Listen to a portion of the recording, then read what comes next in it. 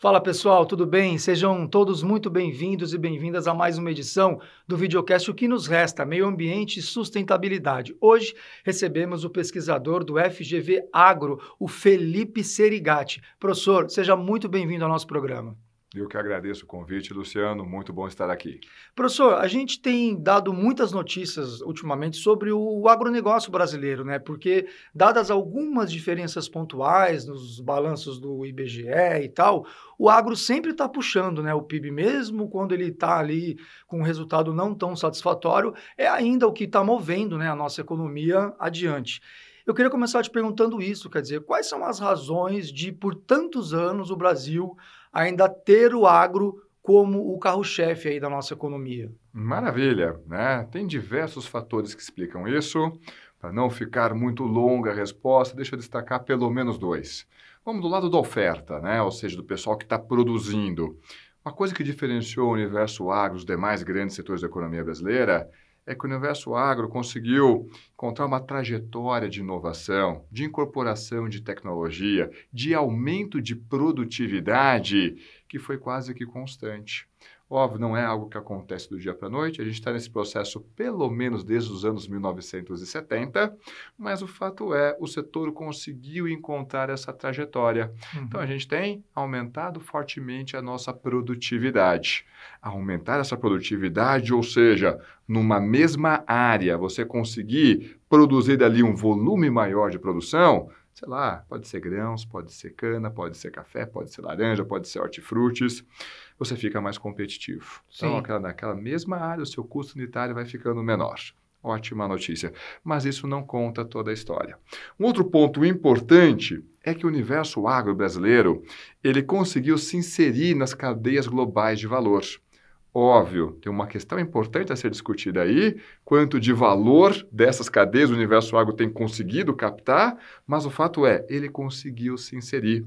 Então, uma fração da produção do universo agro brasileiro tem como destino justamente o setor externo. Ou seja, está vendo aquela pressão por se manter competitivo? Quando você vai exportar, você vai competir no setor externo, é exatamente isso. Sim. Imagina a seguinte situação, você tem que exportar uma carne bovina para um país que é produtor de carne bovina. Se o seu custo for igual a desse país, você já largou atrás. No mínimo, você vai ter o custo logístico e alguma barreira comercial. Vai Então, ficar você mais caro. tem que se manter competitivo para conseguir continuar exportando. Dentro desse cenário, nós tivemos importantes compradores. Óbvio que a China merece um grande destaque, seja pelo seu apetite, seja pelo seu tamanho, mas não é o único grande comprador. A gente tem, por exemplo, o Oriente Médio, a gente vende bastante produto para o Oriente Médio, leste europeu, a própria União Europeia. A gente está vendendo agora carne in natura para o próprio Estados Unidos. Aliás, a própria América do Sul aqui é compradora da nossa carne. E os Estados Unidos são grandes produtores de carne, São né? grandes exportadores de carne. Então, a gente está conseguindo colocar a nossa carne lá, seja por méritos próprios, ou seja, porque a carne tem qualidade e consegue acessar aquele mercado. Só um detalhezinho rápido desse ponto. Então, para os Estados Unidos aceitar uma carne in natura no seu mercado, tem padrões muito rigorosos. Quando você acessa esse mercado, se torna uma sinalização para diversos outros compradores. Imagina, sei lá, um Egito da vida. Ei, mas a sua carne, Brasil, atende bom padrão de qualidade?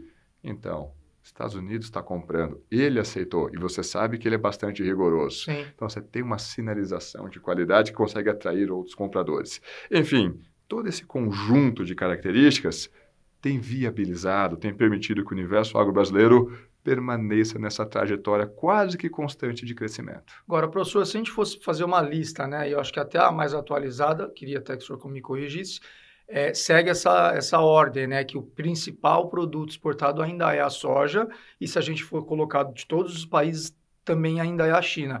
É claro que tem méritos chineses de terem investido também na produção e da dependência, como você falou, a demanda, né, pela soja, e o Brasil, por ser um país, um grande produtor de soja, acabou formando-se essa grande parceria.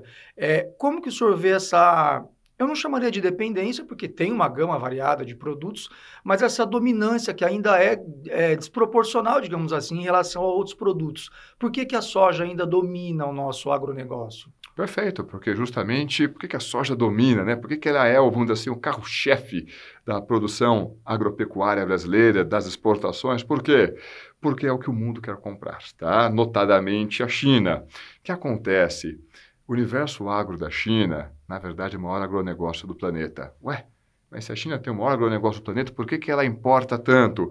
Porque o seu consumo, 1,3 bilhão de pessoas lá dentro, é muito Não alto. dá conta. Exatamente. Então, ela demanda também do setor externo para conseguir cumprir, atender toda a sua demanda, todo o Mas seu eles mercado plantam interno. soja lá? Soja nem tanto, Nem né? tanto. Por que não? Infelizmente, a China é um país, é uma sociedade com uma memória de insegurança alimentar muito forte. Se puder usar termos mais simples, é uma sociedade que passou em diversas situações por fome. E isso cria cicatrizes monumentais. Então, uma das estratégias da China é o quê? Preciso garantir a segurança alimentar da minha sociedade. Sim.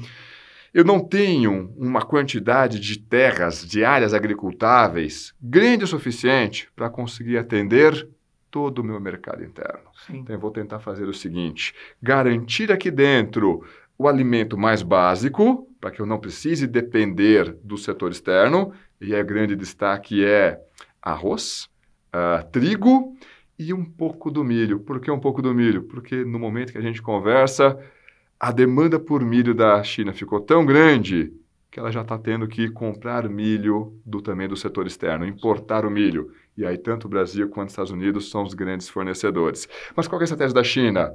Deixa eu garantir o fornecimento desses alimentos mais básicos. Nas palavras dele, a minha tigela desse produto mais básico tem que estar cheia. Sim. Perfeito. A soja vai ser consumida diretamente pela população chinesa? Não. Quem é que vai consumir aquela soja? Principalmente a criação de animais, porcos e frangos, muito mais porcos do que frangos, no formato de ração. Então, o que a China se organizou? Olha, eu vou buscar soja do setor externo, do mercado internacional, e eu quero a soja em grão. China, por que você não quer o farelo? Por que você não quer o óleo? Porque eu já preparei toda uma estrutura nos meus portos, em que eu recebo essa soja, já faço esmagamento, e aqui dentro eu só vou fazer a comercialização desse produto já manufaturado. Sim. Veja que isso favoreceu o Brasil. Nós temos um outro grande fornecedor de soja para o mundo, que é a Argentina aqui do nosso lado. Só que a Argentina adotou o quê? Não. Sabe o que eu quero fazer? Eu quero manufaturar a minha soja, eu quero aumentar o valor agregado dela. Se for exportar grão, eu vou te tributar, produtor. Se você for exportar o óleo ou o farelo, não vai ter essa carga tributária adicional. Sim. Só que quem manda é o comprador. Se o comprador quer comprar o produto com essa característica, tem que fazer, a palavra final é do comprador. Sim. E aí a China falou, Brasil, você tem soja em grão? Pode deixar que a gente tem. E aí a soja, dada a sua rentabilidade, acabou sendo o carro-chefe da produção agropecuária brasileira. Tem um lema que vira e mexe, ele volta para o noticiário, até para o discurso dos líderes, que é aquele, não sei se ainda é um clichê, que o Brasil é o celeiro do mundo. É claro que vários outros países também são, você citou a Argentina, tem a Ucrânia, tem países que geralmente são os maiores, né, em área territorial, mas eu queria saber de você o seguinte, o quão ainda é real esse lema, assim, que o Brasil alimenta o mundo, que o Brasil é o celeiro do mundo, isso você falou dos anos 70, né? Mudou muito nos últimos anos, essa competitividade com os outros produtores? Mudou, e esse ponto é bastante curioso, né? Hoje, para nós, esse é o normal. Não, nós somos grandes exportadores de alimentos. Desde 2017, pelos números da FAO, nós somos, de forma individual, o maior fornecedor de alimento para o resto do mundo. Tá?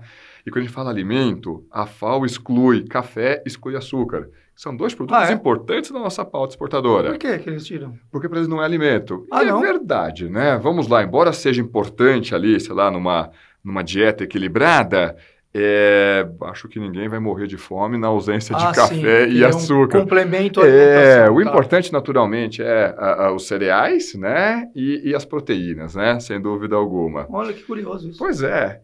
Só que isso para nós hoje é algo natural. Sempre foi assim? Muito pelo contrário. Lá nos anos 70, nós éramos importadores líquidos de alimento. Teve uma situação, se eu não me engano, foi no início dos anos 1980, que a gente teve lá a crise da dívida, e o Delfim Neto comentou, né, na época ele era ministro, gente, o que eu faço? Nós estamos com escassez de dólar. Se eu importar combustível, se eu importar aqui a diesel, gasolina, eu não tenho como importar comida. Eu tenho que fazer uma escolha, né? Então, nós nos tornamos esse exportador líquido de alimentos para o resto do mundo. Não foi a nosso histórico sempre assim. Nosso histórico era, vamos exportar só açúcar, isso lá na época da colônia, vamos exportar café, isso tanto na época do Império como na nossa Primeira República. Foi só agora, tudo mais recente, em que a gente diversificou a nossa pauta de produção e exportação agropecuária e nos tornamos justamente isso que o pessoal chama de celeiro do mundo. Não é que o Brasil sozinho alimenta o mundo, não. Mas de forma individual, de fato, o Brasil é o maior fornecedor de alimentos para o resto do mundo. Agora, professor, voltando à questão da soja, mas eu acho que pode ser aplicado para outros alimentos, né?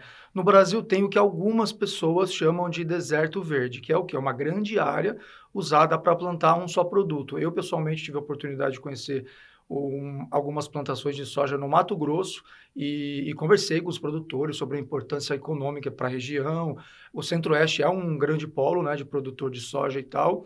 Do ponto de vista econômico, mega importante, mega vital para a nossa economia. Mas tem também alguns economistas e especialistas, sobretudo ambientalistas, que criticam esse modelo, o fato da monocultura, né? Eu queria te ouvir a respeito disso, quer dizer, isso é prejudicial até que ponto? Pela sua experiência, assim, hoje o tamanho da terra brasileira usada para as monoculturas, ela é mais vital economicamente ou o senhor entende que daria para balancear com outros itens? Como é que você enxerga essa crítica que fazem aos chamados desertos verdes? É uma crítica importante, né? E, de fato, às vezes, para quem não está dentro do setor, tem a sensação que o universo agro é uma unidade homogênea, né? E não é. Gente, tem muita heterogeneidade dentro do universo agro. Tem grandes produtores de milho? Tem. Tem produtores de médio porte que produzem milho? Tem também. Tem pequenos produtores? Tem também. Então, você tem ali uma diversidade grande, uma heterogeneidade grande. Alguns produtos, essa diversidade é menor. Algodão, vai ter pequeno produtor de algodão? Não tem. Por que não? Porque a escala mínima para tornar aquela produção economicamente viável, ela é grande. Ou você consegue operar no alto da prateleira, ou você não tem como entrar nesse jogo. A soja, de certa forma, não é uma exigência tão forte como o do algodão, mas os custos mínimos ali para você conseguir produzir a soja com economicamente viável demandam uma escala maior mesmo. Sim. E veja que isso não é uma exclusividade do Brasil. Então, se a gente for pegar no caso dos Estados Unidos, ele também tem essa característica, ou seja, grandes áreas. Por que isso? Porque tanto o Brasil quanto os Estados Unidos têm essas condições de ter grandes áreas agricultáveis. Sim. Se a gente for pegar uma França, não tem essa condição, nem mesmo em termos históricos. Vamos lá, quando a gente pensa em grandes áreas, né, a gente está pensando ali no Centro-Oeste, no Pará. Agora, quando a gente pensa na região Sul, a situação já é bem diferente. Por que isso? Por uma questão histórica, né? Tanto que, por mais que também o pessoal vai produzir soja ali na região sul, no Paraná, em Santa Catarina, o maior produtor, de longe, é o gigantesco Mato Grosso. Então, é uma característica. Isso vale para todas as culturas? Isso não vale para todas as culturas. O universo agro, ele é bastante heterogêneo. E ainda assim, quando a gente pensa em monocultura, vamos lembrar que não é aquela monocultura que a gente tinha lá na época do Império, né? Que era café, apenas café. Pois é. O universo agro brasileiro, ele se tornou bastante diversificado em termos de produtos, né? Então, a gente vai ter soja, a gente vai ter milho, a gente vai ter trigo, a gente vai ter arroz, a gente vai ter feijão. Opa, então ali dos grandes cereais oleaginosas, o Brasil está praticamente em todos. Depois, do outro lado, a gente vai ter a parte de proteínas. Temos o maior rebanho comercial do planeta, maior exportador de carne bovina, o maior exportador de carne de frango e está ampliando a nossa produção de carne suína. Temos espaço para crescer, por exemplo, na piscicultura. Opa, então a proteína a gente também está bem atendido. Nós somos o maior fornecedor do planeta de suco de laranja, de açúcar, de café, de papel e celulose. Então, veja, e só pegando os grandes. Cada um desses, dentro da sua unidade produtiva, da sua fazenda, ele é uma cultura especializada? Na sua grande maioria, sim. Mas o agro brasileiro tem apenas um desses produtos? Não, tem uma grande gama desses produtos. E ainda assim, de novo, é muito heterogêneo. Tem ganhado popularidade cada vez mais, que são o que nós chamamos de sistemas integrados. O que é um sistema integrado? Então, você tem lá numa determinada área, você produz o grão, o milho, a soja. Será que a gente não consegue combinar isso daqui com produção pecuária? Então, você vai combinar, mesma área, a produção do grão com a produção pecuária. Dá para ficar ainda melhor, não dá? A gente não consegue colocar uma atividade de floresta, por exemplo, mesmo que seja um simples eucalipto, você vai ter um sistema integrado. Por exemplo, esse eucalipto vai fornecer sombra para esse animal, esse grão já vai fornecer, por exemplo, alimento para esse mesmo animal, você vai conseguir rotacionar essas áreas, o fluxo de caixa, a receita desse produtor se torna mais diversificada, mas tem mais uma cerejinha para colocar em cima desse bolo. As emissões dessa unidade produtiva, elas reduzem. Mais do que isso. Dependendo de como for feito esse arranjo, essas emissões se tornam negativas. E esse produtor, por exemplo, passa a ficar elegível, a depender da legislação, para emitir crédito de carbono. Você falou de emissão e é impossível a gente não lembrar do metano, que é um dos gases mais nocivos e que é resultado, né, da produção bovina, do arroto, né, dos bois e do gado e tal, e é também uma das críticas que se fazem nesse sentido, como contraponto ao viés positivo e econômico, que também teria esse lado negativo mesmo, da emissão, né, que as fazendas acabam contribuindo para o aquecimento global. Eu queria que você desse também a sua avaliação sobre isso e também já emendando, falar do efeito no efeito estufa e a questão dos agrotóxicos, porque a gente é sabido que os grandes produtores, alguns, né, não todos, mas boa parte utiliza, né, os defensivos, né, que também tem várias definições, né, muitos deles utilizam, até os pequenos, alguns utilizam. A gente teve a oportunidade de entrevistar produtores de uva aqui em Jundiaí, pequenas fazendas, e que contaram que também usam os defensivos,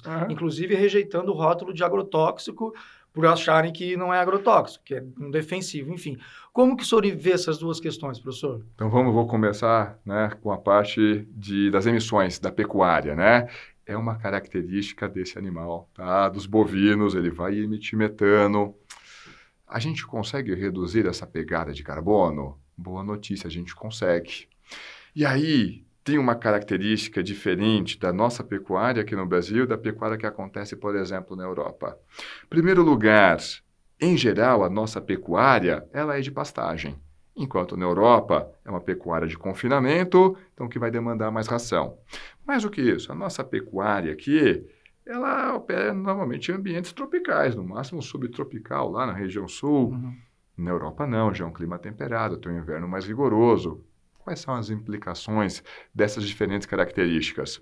A gente não precisa queimar combustível para aquecer os nossos animais. Nossos animais ficam aí na natureza, boa sorte, vai ter sol, vai ter chuva, vai ter frio, os animaizinhos estão lá na natureza. Já, por exemplo, na Europa, no inverno, eles vão ter que queimar combustível, que vai emitir carbono, para manter seus animais aquecidos. Mas não é só isso. No caso brasileiro, esse animalzinho está onde? Ele está no pasto. Ele está comendo uma gramínea que, conforme ela vai crescendo, ela vai capturando carbono da atmosfera. Opa, tem alguma coisa aí, então, que está capturando carbono da atmosfera? Vamos guardar essa informação. E no caso dos bovinos europeus, eles comem ração. Então, para lá, já não é uma gramínea que está crescendo. Mais do que isso, essa ração não foi produzida nessa propriedade. Ou seja, você emitiu carbono para conseguir produzir essa ração e fazer essa ração chegar até a sua unidade produtiva. Mas é uma unanimidade? Porque a gente tem também algumas fazendas que têm confinamento, né? Temos. Então, a gente tem confinamento e uma parte de semi-confinamento, ou seja, que só vai entrar no confinamento no final ali pro acabamento final do boi. Mas é exceção. A nossa regra é justamente pecuária a pasto. Então, veja que a nossa pegada de carbono logo de partida, na nossa pecuária, ela já é menor. Tanto que, muitas vezes, essa conta, para o pessoal apresentar como ela fosse grande, o pessoal inclui o que a gente chama mudança do uso da terra, do solo. E aí sim, quando você abre uma área nova, principalmente quando você tira ali uma floresta, você emite carbono pra caramba. Sim. Mas boa parte da nossa produção agropecuária, ela se dá em áreas já consolidadas, áreas já antropizadas. Não que não exista problema ali na fronteira, mas o grosso da nossa produção em áreas já antropizadas, né? Áreas que estão emitindo, abrindo áreas novas o tempo todo. Ainda assim, lembra que eu comentei aqui do nosso sistema integrado? Olha que coisa linda. Dependendo como você fizer o seu manejo, o manejo do seu pasto, fizer um manejo do pasto de forma adequada, essa gramínea vai crescer de uma maneira mais robusta, vai capturar mais carbono da atmosfera, o seu animal vai se alimentar melhor, um animal que se alimenta melhor acaba produzindo mais carne, você consegue abater esse animal mais cedo. Se esse animal é abatido mais cedo, ele vai emitir metano por menos tempo. Resultado disso, a gente consegue fazer uma carne bovina, que se a gente for computar o seu ciclo de vida inteiro, ela ou é carbono neutra, ou na verdade ela é até emissão negativa de carbono, Sim. tornando aquele pecuarista, aquele produtor, dependendo da legislação, elegível para emitir crédito de carbono, diferente do que a gente tem, por exemplo, na Europa. E o que falta na sua avaliação para a gente ter mais sistemas integrados no Brasil? Ações políticas, visões de governo, investimento realmente de quem está lá comandando tudo? Não apenas, né? Então, de fato, na política pública, a gente tem linhas de financiamento justamente para favorecer essas práticas mais sustentáveis. E a gente tem lá o grande Plano ABC, Plano de Agricultura de Baixa Emissão de Carbono. Mas essa mudança não acontece do dia para a noite, tá? Então, imagina ali um pecuarista. Então, ele tem lá um determinado padrão que funciona a sua unidade produtiva. Agora você vai introduzir grãos. É uma lógica diferente. Existe um tempo de aprendizado nisso, inclusive em termos de gestão. A gestão da sua propriedade fica diferente. Imagina o oposto. Um indivíduo que produz grãos e agora vai introduzir a pecuária. E aí, quando é que eu tenho o retorno do meu boizinho? Ih, rapaz, isso aqui vai longe, isso aqui Fora o vai know-how, ele vai ter que aprender, né? Vai ter que aprender, vai ter que formar mercados. E aí, olha que coisa interessante que acontece no Mato Grosso. Porque o Mato Grosso é um enorme produtor de milho. O pessoal olhou para esse milho, os Estados Unidos está produzindo etanol a partir desse milho. A gente também tem como produzir etanol. E lá no Mato Grosso não é um estado com as condições ideais para cana. Sim. Então o etanol não conseguia chegar lá com preço competitivo. Agora com usinas para fazer etanol a partir do milho, opa, vocês produzem bastante milho, temos agora uma usina aqui que demanda esse milho de vocês. Comprador está do lado do produtor, sensacional isso. Então, mas na hora que você usar esse milho para fazer o etanol, vai sobrar ali um resíduo, que a gente chama de DDG, né? O que eu faço com esse resíduo? Epa, esse resíduo é justamente o que pode ser utilizado como ração para o bovino. Mato Grosso, você tem um boizinho aí? Ih, rapaz, eu tenho um boizinho pra caramba. Olha que coisa linda. Uhum. Então, você consegue ter uma integração maior entre as culturas ali daquela região. Etanol emite menos carbono. Esse grãozinho não teve que circular, não teve que importar de um país para o outro, reduz então a emissão de carbono. Se isso for combinado com o manejo adequado do pasto, veja só, nós temos uma pecuária que vai fornecer carne bovina para o mercado, de qualidade, a preços competitivos e com uma menor emissão que os seus concorrentes. E mais importante, tecnologias que já existem. Não é assim, olha, a gente precisa criar uma tecnologia, sei lá, um carro elétrico com uma bateria que... Não. São todas tecnologias que já existem. O desafio é o quê? Difundir essas práticas entre o setor, entre os produtores. Professor, recentemente, a gente até noticiou no jornal, teve aquele debate, né, do presidente Lula com o presidente francês, e o Emmanuel Macron disse aquela frase assim que o Brasil viu como uma ameaça, né, que eles queriam impor sanções econômicas de produtos vindos de áreas desmatadas. E aí o presidente Lula entendeu como uma ameaça, depois parece que ficou tudo muito bem, mas o acordo em si ainda não saiu, né? Mercosul-União Europeia. Como que o senhor enxerga esse tipo de sanção econômica vindo dos países da Europa, por exemplo, e puxando o gancho do desmatamento em si? Dá para saber quando o produto vem de uma área desmatada? Ou seja, quem que faz essa fiscalização? Porque a impressão que um leigo tem é que é o próprio Brasil que faz. E aí, se é o próprio Brasil que faz... Não tem como se diz, ludibriar, assim, ou é de área desmatada ou não. Mas o que é um produto que vem de área desmatada? Como é que faz para saber na prática? Perfeito. Né? E aí dá para saber? Vai ter que saber. Essa é a realidade, tá? Então, a respeito dessas sanções, e aí vai ter duas respostas. De um lado, olha, essas sanções não são legais, não são bacanas. De um lado, é para proteger, sim, a produção, os produtores franceses ou de outros, e é legítimo. Esse é outro ponto. Que a gente também faz. É legítimo. Não, Todos vamos lá. fazem. Imagina só, você é produtor de carne, você olha para o lado, está fechando um acordo comercial com o principal exportador de carne bovina do planeta, que consegue colocar a sua carne a um preço bem mais competitivo. Você não vai reagir? Óbvio que você vai reagir. Faz parte do jogo. Né? Pois é. Mais do que isso, olha, a palavra final também é dada pelo comprador. Né? Se o comprador fala, olha, eu quero um produto que venha, que não pode vir dessas áreas, que tenha tal atributo, se é isso que ele quer, cara, vamos tentar atender. Se a gente não conseguir atender, ok. Né? Olha, se ninguém mais conseguindo atender, ou você flexibiliza suas regras, você não vai ter a carne de nenhum lugar. De qualquer forma, tem desconforto nessa regra. Por exemplo, olha, é de qualquer área de desmatamento, ou um desmatamento que for feito de forma legal, dentro da legislação, dentro do Código Florestal, por que não pode? Né? Mas o outro lado pode dizer, não quero desmatamento em hipótese alguma, legal ou ilegal. E esse ponto é importante. Veja que, por mais que o pessoal coloque esse rótulo no setor de desmatador, e tem problemas, ninguém no setor defende desmatamento ilegal. Desmatamento legal, ele é crime. Legal, acabou. Quem está fazendo isso tem que estar completamente fora do jogo, tem que estar na cadeia. Tem muito para garimpo, na verdade, também, né? Não exatamente para plantar. Então, como você está na ilegalidade, é ilegalidade, a gente não dá para saber direito. E aí, o pessoal derrubou essa área aqui para quê? Por exemplo, tem um questionamento que é, a pecuária não precisa dessas áreas ilegais. Aliás, que tipo de pecuária que se pratica nessas regiões? É uma pecuária top? Óbvio que não, pecuária bem chechelenta. É o oposto, é o desmatamento que está fazendo uso da pecuária.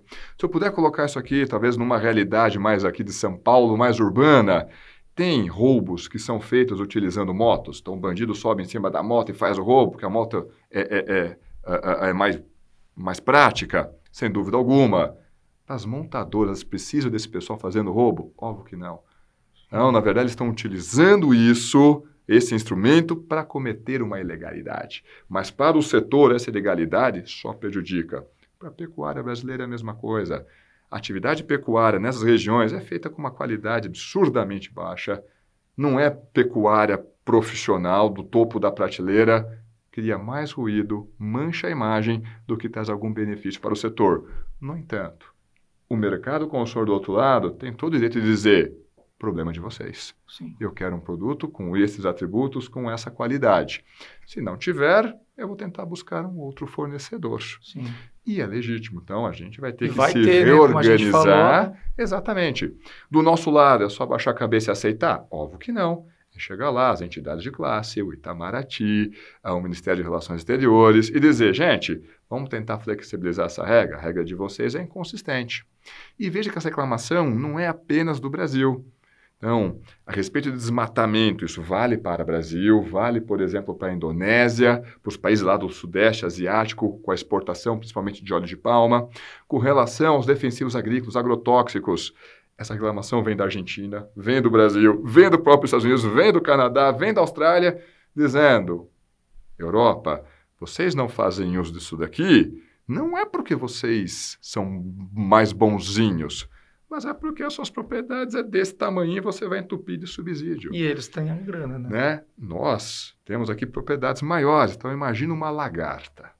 Ela olha aquela plantação de milho, ela adora comer ali as folhas do milharal. Vai olhar para aquilo e vai dizer o quê? Estou no céu, estou no paraíso, vou comer isso aqui, vou me reproduzir, isso aqui vai ser um mar de lagartas. E para a natureza é isso mesmo. Sim. Como é que a gente pode evitar isso? Aí a gente tem que aplicar justamente esses produtos, o que a gente chama de defensivos agropecuários. No mundo ideal, se o produtor pudesse não utilizar isso, Óbvio que não utilizaria. Por quê? Porque esse negócio é caro pra caramba. Isso aí dói no bolso do produtor. E dói na saúde também, né? Se for mal aplicado, sem dúvida alguma, daí que tem que seguir as regras, né? Isso olhando para o produtor. Se for olhar para o lado do consumidor, a situação é completamente distinta, né? Quais foram os casos que as pessoas morreram de intoxicação? Não por estava condicionado de forma equivocada o alimento, consumiu o alimento podre, não.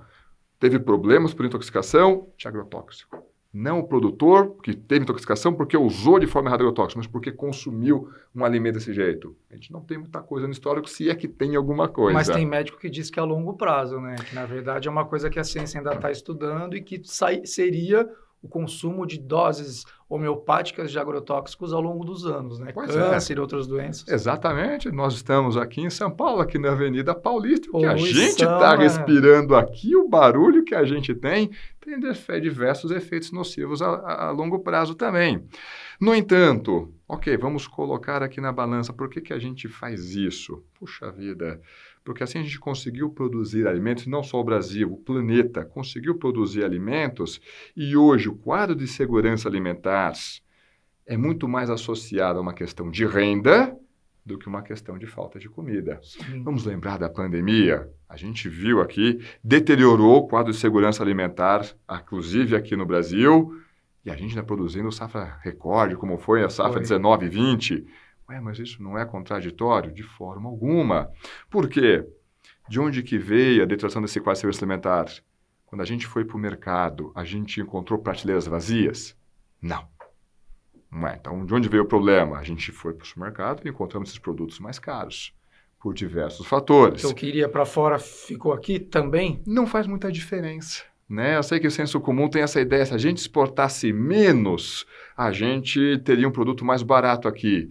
Gente, para essas grandes commodities não faz a menor diferença. Mas na pandemia, eu digo. Também não faz, porque o que vai valer o preço aqui dentro é o que a gente chama do preço de paridade de exportação, ou seja, pega o preço lá no porto, desconta o frete, é o preço que vai estar valendo aqui dentro. É o preço no mercado internacional. Por exemplo, nesse momento em que a gente está conversando, a gente está passando por uma forte queda da inflação dos alimentos. Na realidade, a desaceleração da inflação brasileira, de forma individual, quem que está mais contribuindo para isso? Justamente a queda da inflação de alimentos. Sim. Pô, então é porque a gente reteve mais produção aqui dentro, né? Então, a gente está batendo recordes de exportação. Não está exportando para caramba, está reduzindo a inflação. Ué, por que isso está acontecendo? Olha, porque a safra no planeta foi bem melhor. Agora, né, 22, 23, né? Resultado disso, quantidade ofertada grande e reduziu o preço. Reduziu o preço lá fora, reduz o preço aqui dentro, a não ser que, de repente, a taxa de câmbio, o dólar apronte alguma coisa. Sim. Como não está aprontando, consegue colocar para dentro da fronteira a redução desse preço no mercado internacional. Então, veja, a gente está exportando mais ou menos, em nada vai condicionar o que acontece com o preço aqui dentro dessas grandes commodities. Voltando para a pandemia, então por que deteriorou o quadro de segurança alimentar? Veio a pandemia, tivemos que reduzir a circulação das pessoas, a economia sentiu, reduziu a renda disponível para os domicílios. O pessoal teve dificuldade de gerar renda, o pessoal teve dificuldade de trabalhar. Sim, sim. Resultado disso, justamente quando os domicílios tiveram uma redução na sua renda, eles iam para o mercado e encontravam os produtos mais caros. Sim. Combinação dessas duas coisas, uma forte deterioração do quadro de segurança alimentar. Professor, para a gente encerrar rapidamente, queria falar sobre o futuro. É inegável que todos os países gostariam de ter um futuro mais verde. Esse é um lema que também já vem há vários anos, é discutido nas COPs sempre. E o Brasil, apesar de ter tentado se colocar como grande porta-voz, às vezes encontra algumas dificuldades, porque independentemente da ideologia do governo que está no poder, tem esses outros fatores que o senhor comentou de fora, né? Os outros países, cada um tem uma legislação e uma regra. Embora os países tentem entrar em um consenso, me parece, e queria ouvir a sua percepção, que o Brasil ainda não conseguiu, apesar de termos uma Amazônia, apesar de sermos o, entre aspas, celeiro do mundo e todos esses benefícios do nosso agro, não conseguimos nos impor ainda como grande liderança verde global.